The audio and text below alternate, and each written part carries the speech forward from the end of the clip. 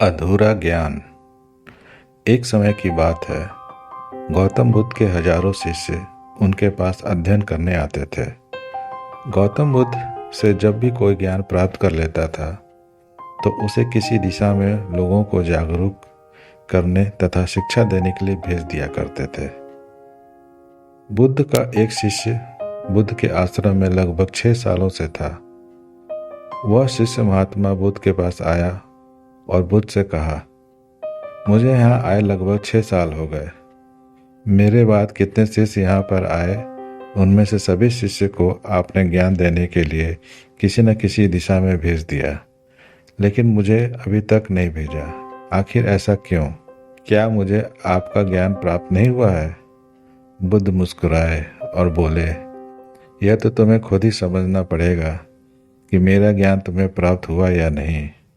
शिष्य बोला, हे बुद्ध, आपने इन 6 सालों में जो मुझे उपदेश दिया वो मुझे सब याद है। आपकी बताई हुई एक एक बात मुझे सब याद है। आप कुछ भी मुझसे पूछ सकते हैं, मैं हर उत्तर देने के लिए तैयार हूँ।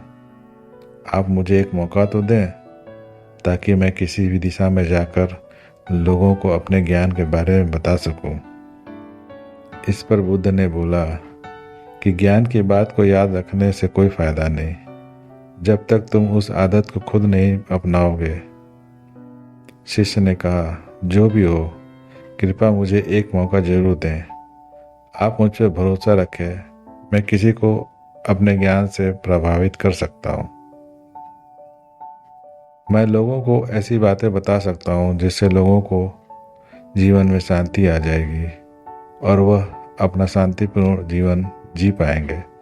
तो फिर बुद्ध ने कहा, अभी तुम तैयार नहीं हो। जब तुम उसके लिए तैयार हो जाओगे तो मैं तुम्हें खुद ही किसी दिशा में जाने के लिए बोल दूंगा। शिष्य ने कहा, क्या आपने मुझे इन 6 वर्षों में इतना भी ज्ञान नहीं दिया कि मैं किसी को प्रभावित ना कर पाऊं?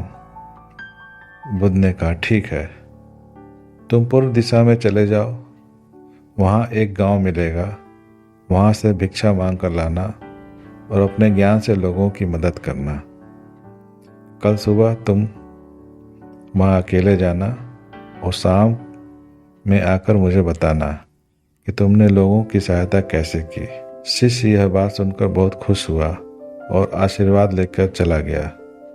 वो रात भर ज्ञान समेटता रहा और मन ही मन सोचता रहा कि मैं वहाँ ज्ञान का ऐसा छाप छोड़ूंगा कि वहाँ के लोगों के साथ बुद्ध भी मुझसे प्रभावित हो जाएंगे।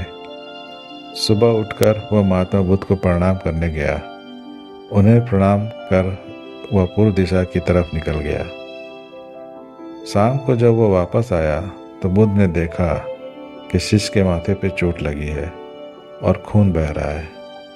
बुद्ध ने उसे पट्टी की और पूछा, तुम्हें चोट कैसे लगी? शिष्य ने कहा, वहाँ के लोग बेहद ही दुष्ट हैं। उन्हें जरा भी बुद्धि नहीं है कि मैं उस गांव में भिक्षा लेने गया और किसी ने मुझे भिक्षा नहीं दी। सब मुझे वहाँ गालियाँ दे रहे थे। एक व्यक्ति ने भिक्षा तो दी थी, लेकिन नीचे फेंक कर और कहा, इसे उठा लो। मैंने उन्हें काफ़ी समझाया, लेकिन मेरी बात सुनने को तैयार नहीं थे। उन्होंने मेरे साथ हाथापाई की, जिससे मुझे चोट लग गई। बुद्ध, आप मुझे दूसरी जगह भेजिए जहाँ के लोग में ज्ञान हो, वो इस तरह ना हो।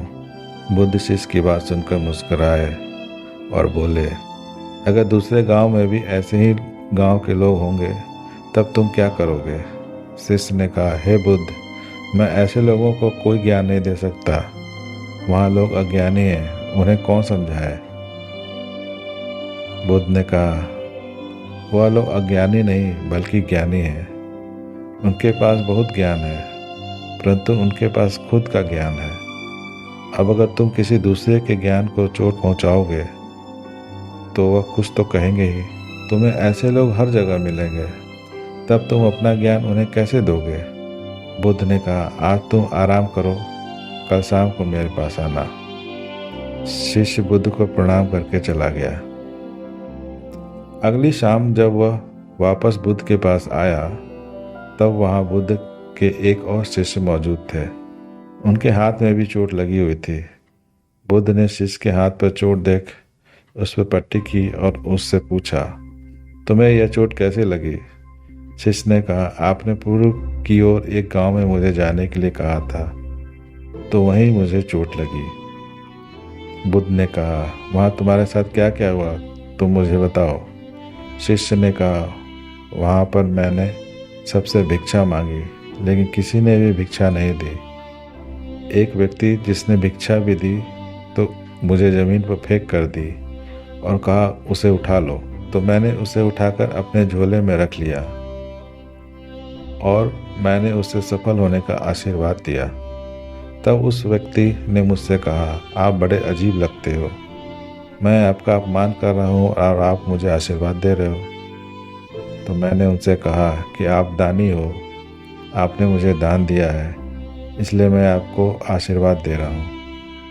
फिर मैं वहाँ से आगे गया तो कुछ लोगों ने मुझे वहाँ से वापस जाने के लिए कहा। उन्होंने मुझे कुछ अपशब्द कहे और मुझ पर पत्थर भी फेंके, जिससे मुझे चोट लग गई। और जब मैं वापस आ रहा था तब रास्ते में मैंने एक माँ को रोते हुए देखा। वह अपने बीमार बच्चे को लेकर चिंतित थी। मैं तुरंत जंगल से जाकर उसके लिए जड़ी बूटी लाया, लेकिन वहाँ के कुछ लोग जड़ी बूटी देने नहीं दे रहे थे। फिर मैंने उनसे विनती की वह मुझे उस बच्चे का इलाज करने दें। उसके बाद वह जैसे कहेंगे मैं वैसे ही करूँगा। फिर जिस व्यक्ति ने मुझे भिक्षा दी थी उसने गांव वालों को समझाया।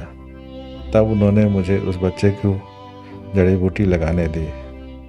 उसके कुछ देर बाद वह बच्चा ठीक हो गया। फिर गांव के जिन लोगों ने मुझसे अभद्र व्यवहार किया था उन्होंने मुझसे माफ़ी मांगी और धन्यवाद कहा। फिर मैं वहाँ से वापस आ गया। हे बुद्ध, मेरी आपसे एक विनती है। उस गांव के लोग बहुत भोले भाले हैं। क्या मैं रोज़ उसी गांव में जाकर भिक्षा मांग सकता हूँ?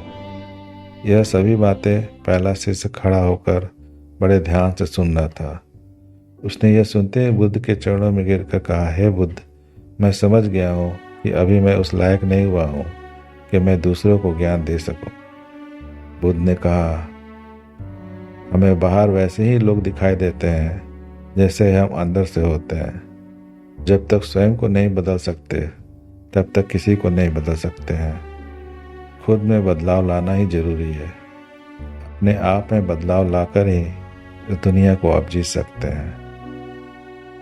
दोस्तों, ये स्टोरी आपको कैसी लगी? उम्मीद करता हूँ इस कहानी से प्राप्त ज्ञान से आप अपने जीवन में सकारात्मक बदलाव जरूर लाएंगे। अगर आपको यह कहानी अच्छी लगी हो तो प्लीज़ सब्सक्राइब करें। धन्यवाद।